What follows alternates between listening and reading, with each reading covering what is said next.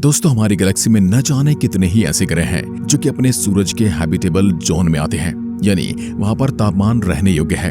ब्रह्मांड में नए ग्रहों की खोज के लिए जेम्स वेब टेलीस्कोप को भी लॉन्च किया गया है। लेकिन दोस्तों, अगर हम पूरे ब्रह्मांड की बात छोड़कर हमारे सौरमंडल पर भी आएं, तो हमारे सौरमंडल में भी कई सारी ऐसी जगह है जो इंसानों के लिए जीवन बसाने का बेस हो सकता है। आज दोस्तों, हम सौरमंडल में ही मौजूद एक ऐसे ऑब्जेक्ट के बारे में बताने वाले हैं जिस पर नदियां बहती हैं, जिसके पास एक अच्छा वातावरण है। जैसे जैसे हमारी पृथ्वी की जनसंख्या बढ़ती जा रही है, वैसे वैसे हमारे लिए किसी नए ग्रह को ढूंढने की जरूरत भी बड़ी तेजी से बढ़ रही है। और इसलिए नासा जैसी बड़ी स्पेस एजेंसीज कई सारे ग्रहों को ढूंढने में लगी हैं, जिसमें भविष्य में इंसान जाकर रह सके। मंगल के अलावा सौरमंडल में जो वैज्ञानिकों के पास ऑप्शन नजर आता है वो है शनि ग्रह का चांद टाइटन। हालांकि टाइटन की दुनिया पर जीवन की पॉसिबिलिटी काफी ज्यादा है, लेकिन दिक्कत यह है कि वह हमसे काफी ज्यादा दूर है। तो चलिए चलते हैं टाइटन की दुनिया पर। आखिर वैज्ञानिकों ने अपने रिसर्च में टाइटन पर क्या देखा था? आखिर टाइटन की तस्वीरों में वैज्ञानिकों को क्या नजर आया? आप देख रहे हैं फ्यूचर साइंस यूट्यूब चैनल। ऐसे वीडियोस के लिए चैनल को सब्सक्राइब कर सकते हैं। टाइटन पिछले कुछ सालों से वैज्ञानिकों के लिए काफी ज्यादा रोमांचक जगह बना हुआ है और इस पर बहुत ज्यादा ध्यान दिया जा रहा है। इसका कारण हमने आपको पहले ही बता दिया कि यह पृथ्वी से काफी ज्यादा मेल खाता है और इंसान भविष्य में इस पर जाकर बस सकते हैं।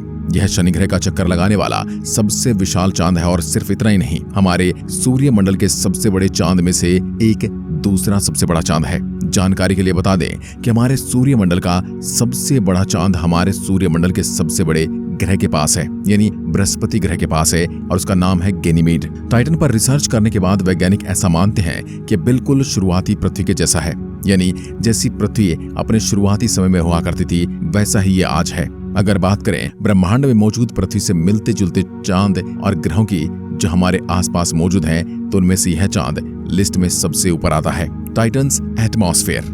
इस चांद का वायुमंडल हल्का सा नारंगी और भूरे रंग का है और सबसे खास बात यह है कि इस चांद की सतह से काफी ज्यादा ऊपर तक फैला हुआ है। इसकी सतह से दूरी करीब 600 किलोमीटर की है और इसी वजह से यह बाकी चांदों से काफी ज्यादा बड़ा भी दिखाई देता है। और पहले तो नासा के वैज्ञानिक भी मानते थे कि यही हमारे सूर्यमंडल का सबसे बड़ा चांद है।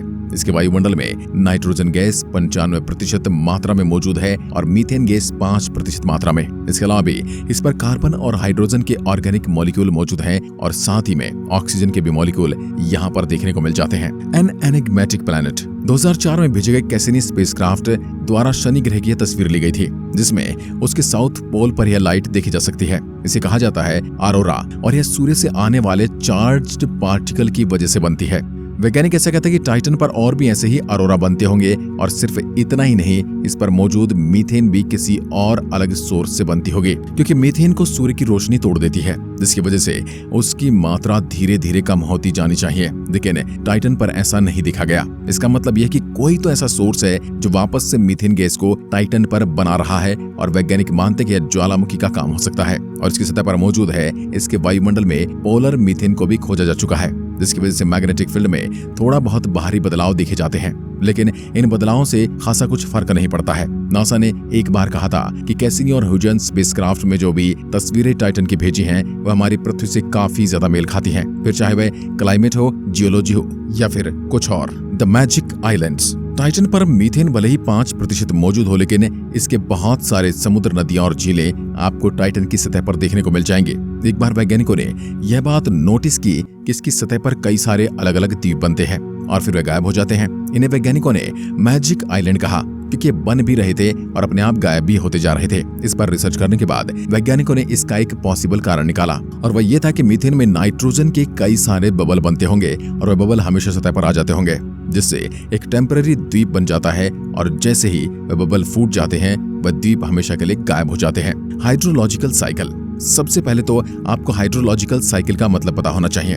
जैसे कि आप देखते ही होंगे कि हमारी पृथ्वी पर मौजूद पानी भाप में बदलकर बादलों का निर्माण कर लेता है और जब वही बादल ज्यादा मात्रा में भारी हो जाते तो उनका तापमान काफी ज्यादा कम हो जाता है, तो वह पृथ्वी पर बारिश बनकर बरस जाते हैं। कभी कभी इसी की वजह से स्नोफॉल भी होते हैं। यहाँ पर अगर मेन बात को देखें तो वो ये है कि हमारी पृथ्वी और आसमान के बीच पानी की यह साइकिल चलती रहती है। ऐसे ही कहा जाता है कि हाइड्रोलॉजिकल साइकिल हमारे सूर्यमंडल में मौजूद किसी भी ग्रह पर यह हाइड्रोलॉजिकल साइकिल नहीं देखी जाती, लेकिन टाइटन चांद एक ऐसा चांद है जिस पर यह सब चीजें होती हैं। टाइटन के पास कई सारी मीथेन की झील, नदी और समुद्र हैं और सिर्फ इतना ही नहीं, ये लिक्विड फॉर्म में मौजूद है जो होना तो काफी ज्यादा असंभव लगता है, लेकिन ऐसा सच है।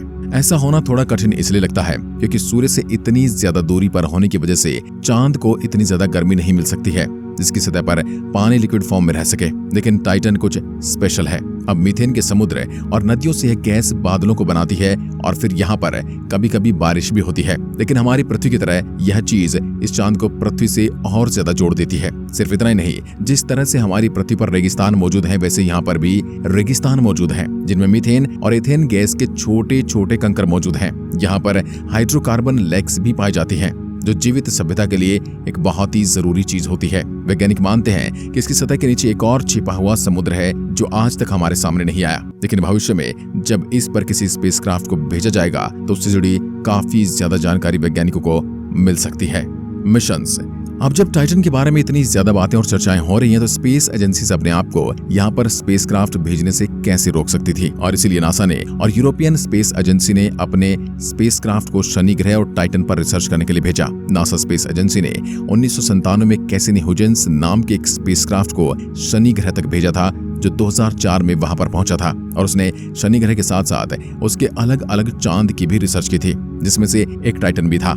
ये spacecraft NASA space agency, Italian space agency और यूरोपियन स्पेस एजेंसी द्वारा मिलकर बनाया गया था।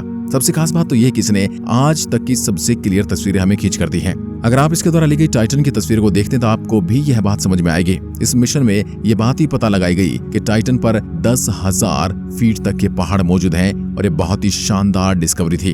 अब जैसा कि हम अपनी पृथ्वी पर देखते कि यहाँ पर सारे बादल गैस के बने हुए होते हैं, लेकिन इस मिशन के द्वारा ये पता लगाया जा सका कि टाइटन पर कभी कभी कुछ एरिया में ज्यादा ठंडी हो जाती है कि बादल भी पूरी तरह से बर्फ के बने होते हैं, और इस बर्फ के बादल की फोटो आप अपनी स्क्रीन पर देख सकते हैं। सिर्फ इतना ही नहीं, इस मिशन की वजह से ही वैज्ञानिक टाइटन पर मौजूद ऑर्गेनिक केमिकल को पढ़ पाए और हाइड्रोकार्बन की भी डिस्कवरी कर पाए।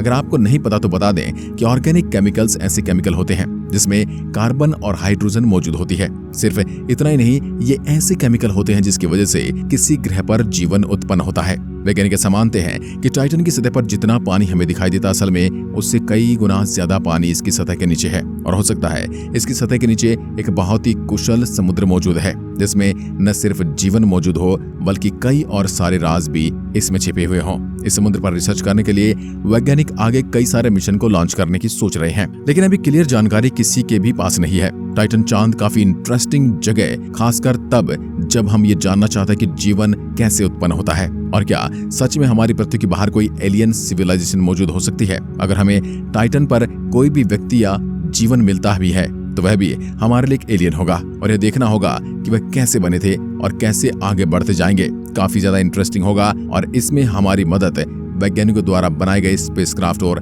टेलीस्कोप करेंगे। आशा करता हूँ आपको यह वीडियो पसंद आया होगा। ऐसी वीडियोस के लिए चैनल को सब्सक्राइब जरूर करें। धन्यवाद। जय हिंद, जय भारत।